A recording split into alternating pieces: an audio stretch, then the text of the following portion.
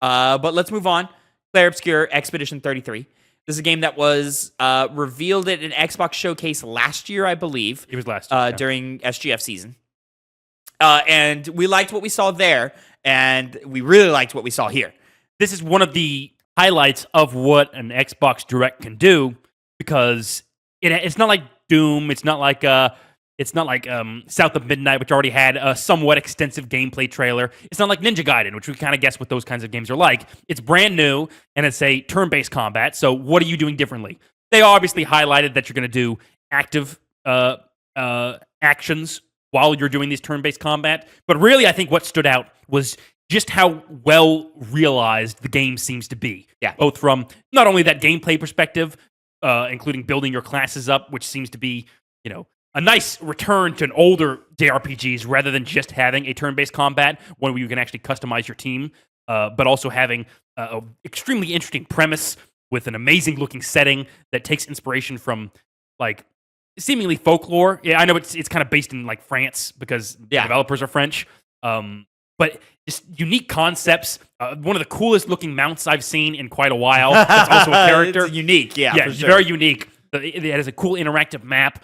The story beats already seem like they're kind of drawing me in.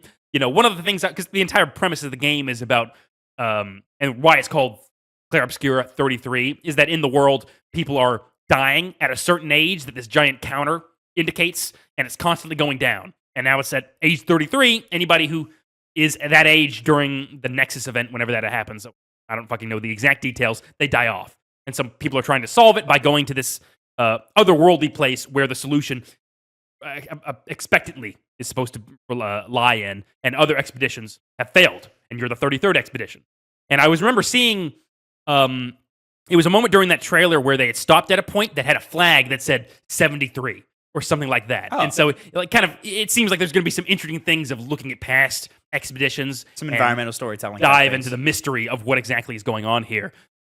Just a lot of enough there to chew on for a showcase, but not enough to where I'm, I know what I'm going to get out of this game, because it has such a unique identity that it could really, it could fall flat, I guess, but they've just done a really good job of showing this off every single time we've seen it, and there's clear passion behind the project. Seeing it go from one guy's idea to a new studio with a multitude of people working in what looks like a mansion that they've rented out.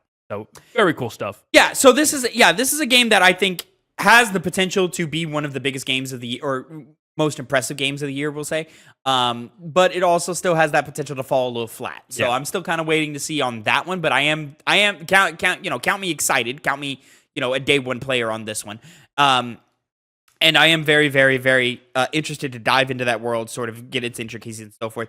I love things that you kind of already said. The mount is really unique, where it's basically like this big balloon type character that you use to bounce around the actual 3D world map that you enter, a la like a Final Fantasy VII, leaving Midgard type thing, which is great to see that sort of function return.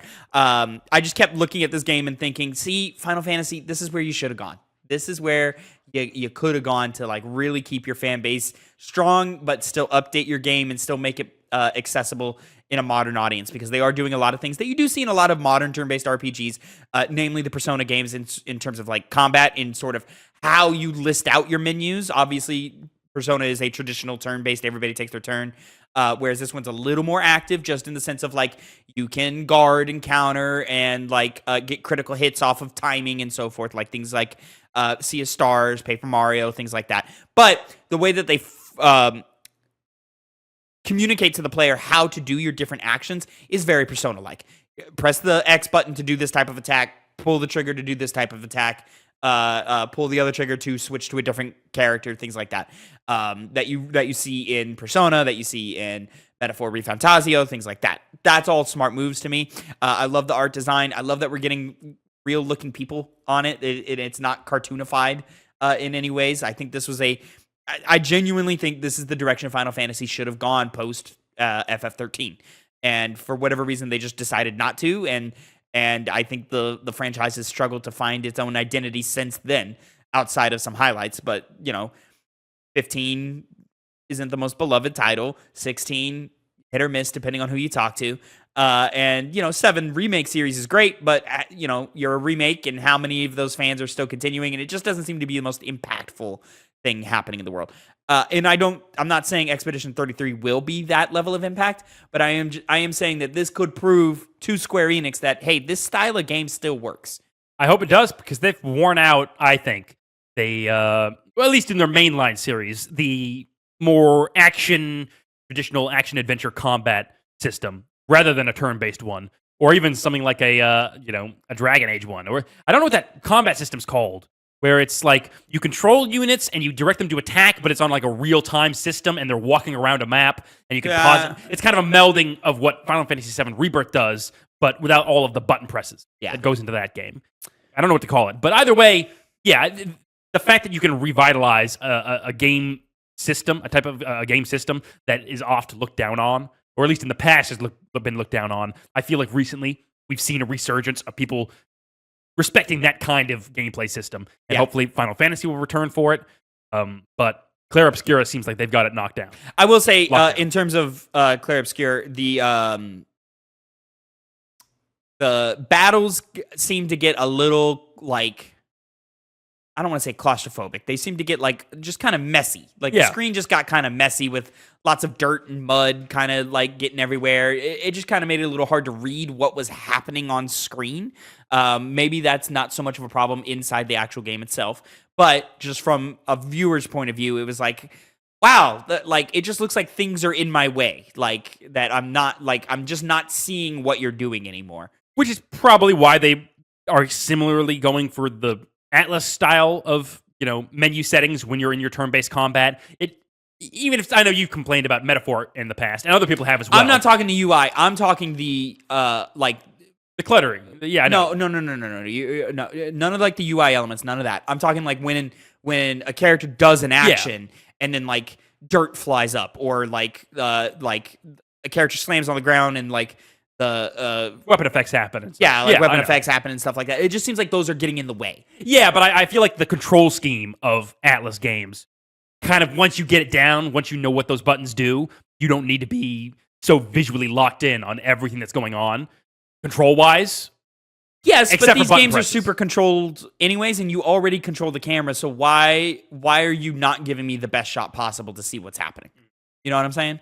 So you, the game, control the camera. You, the game, know what animations are about to play. So like, why am I looking at a thing and going, what happened? There was a rock in my way.